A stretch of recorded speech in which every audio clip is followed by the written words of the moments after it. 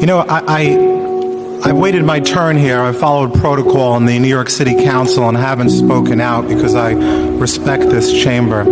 I have to tell you, I'm still shaken to my core. I'm upset. I'm angry. But I'll tell you honestly, I'm actually somewhat pleased at what we saw here today.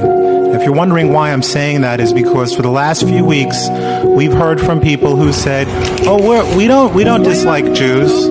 We only dislike the state of Israel. We have no problem with you. We simply don't want you to go to Israel." But we know that's not really at the core of what they were saying, and today they proved it.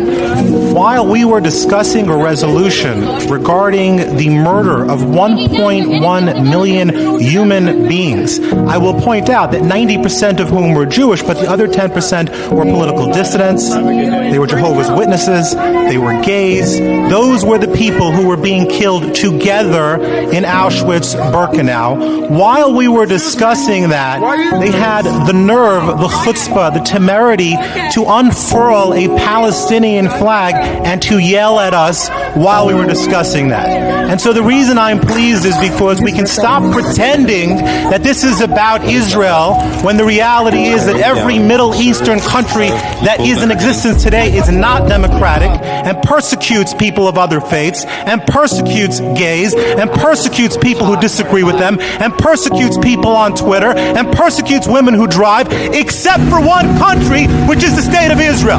And so what you saw here today was naked, blind, anti-Semitism. That's what you saw, and that's what you watched, and that's what you witnessed. People who are upset for one reason. Do you want to know why they're angry? Do you want to know why they're unfurling that flag today? Because Hitler did not finish the job. He only wiped out half of my family, and only by the grace of God is the other half, me, the grandchild, still alive today. That's why those people are upset. Shame on them. Shame on them for hating Jews. Shame on them for hating people. Shame on them for disrespecting the most diverse, democratically elected body in the United States of America. And that's why we go to Israel. We go to Israel to make a message that is clear, that we will not be cowered by this fear and by this hatred that we have, where these are people who would celebrate the death of Jews rather than mourn the death of innocents. I am embarrassed at what happened here today, but I am pleased that we finally see what this is all about. Good old-fashioned anti-Semitism. Thank you.